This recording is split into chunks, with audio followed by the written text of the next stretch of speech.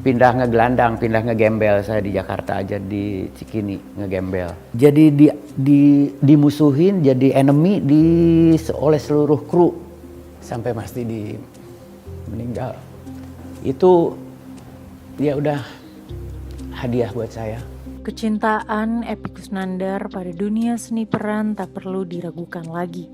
Puluhan judul film dan sinetron telah ia bintangi sejak tahun 1990-an. Perjalanannya menjadi salah satu aktor senior tentu tidak mudah. Dan ternyata semua berawal dari keluarga. Saya ada turunan titisan bakat seninya itu dari kakek, dari bapaknya kakek juga tukang sandiwara, tampil di panggung, tampil di hajatan di 17 Agustusan. Terus si kakek juga suka ini drama radio. Terus nurun ke ibu juga suka jadi tembang Sunda Cianjuran. Berawal dari figuran di sinetron, Kang Epy terus merambah hingga ke layar lebar.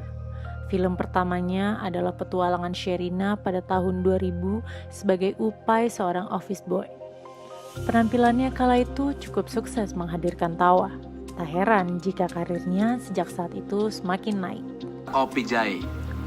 Oh, saya pikir Ceritanya ya saya diajak sama Bang Yayu, ada casting katanya Mbak Mira Lesmana sama Riri Riza nyari pemain. Kebetulan waktu itu saya habis bantu ujian senior, dan kebetulan habis kecelakaan juga. Saya sering kecelakaan, dan dari kecelakaan itu suka dapat kerja. Kenapa ya? Waktu itu gigi saya masih patah. Waktu dilihat sama Riri Riza, keterima. Ya udah, katanya jangan dibetulin dulu giginya. Aduh, ampun ya Allah. Akhirnya saya main di Petualangan Sherina, itu dilepas tuh. Silahkan katanya. Ya setelah Sherina premier waktu itu, Ibu Ratna Riantiarno ngeledek saya. Wah, Kang Epy ini udah bakal lupa sama panggung nih. Terutama sama pantomim Senadi Dimaim. Saya diledekin begitu. Hehehe, saya gitu. Ternyata iya juga ramalan Ibu Ratna. Saya terus dicari orang.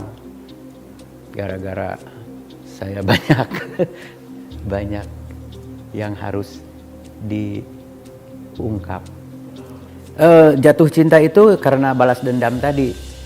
Saya balas dendam harus dengan tidak balas dendam, harus dengan jatuh cinta. Saya pilih seni peran, harus dicintai segila-gilanya. Apapun yang terjadi, karena tidak ada pilihan lain. Sudah anggap gagal. Membahagiakan orang tua sudah gagal.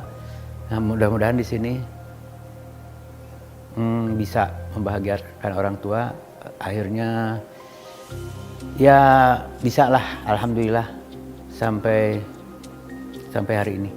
Perjalanan karir Kang Epy diwarnai dengan perjuangan yang tak mudah. Siapa sangka dulu ia pernah mengenyam pendidikan di Universitas Pajajaran. Namun, belajar di jurusan yang tidak selaras dengan minat dan bakatnya membuat Kang Epy jadi enggan serius kuliah sampai di drop out. Ia kemudian melanjutkan kuliahnya di Institut Kesenian Jakarta. Saya bela-belain rela di DO di Unpad dulu. Di Unpad juga nggak sepenuhnya belajar karena sering bolos. Jurusan Administrasi Negara, Fakultas Ilmu Sosial dan Ilmu Politik, angkatan 83, iya. Kerjaan saya keluar main. Dulu zaman banyak ada ikut lises lingkungan seni Sunda Unpad, ikutan paduan suara, malah pelajarannya ditinggal. Jadi nilai-nilainya buruk semua. Di semester 5 saya anjlok, jadi tidak layak meneruskan. Kasarnya di DO, drop out. Setelah di DO saya malu, disusul sama ibu.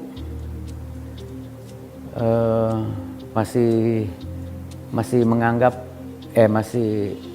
saya belum terus terang ke ibu bahwa saya udah nggak kuliah lagi, tapi malu untuk bilang ke ibu. Ibu saya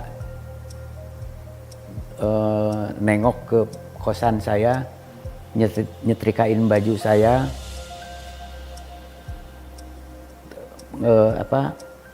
ngedoain, hati-hati ya, yang bener kuliah. Ya Bu. Saya melangkah sambil, waduh saya udah berbohong nih.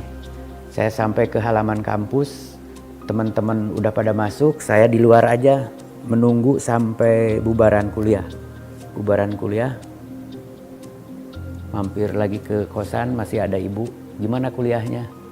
Baik Bu, itu masih berbohong. Baik Bu. Ya udah, dari situ saya merasa ini harus balas dendam. Selama merantau di Jakarta, kehidupan Kang Epi bisa dibilang kekurangan, sebab ia harus membiayai perkuliahannya sendiri. Akhirnya saya di Jakarta aja, pindah. Bandung kayaknya udah nggak nerima saya, keberadaan saya. Pindah ngegelandang, pindah ngegembel saya di Jakarta aja, di Cikini ngegembel sebelum masuk kuliah. Karena udah nggak dibiayain lagi lah. Tapi di IKJ juga saya nggak bener.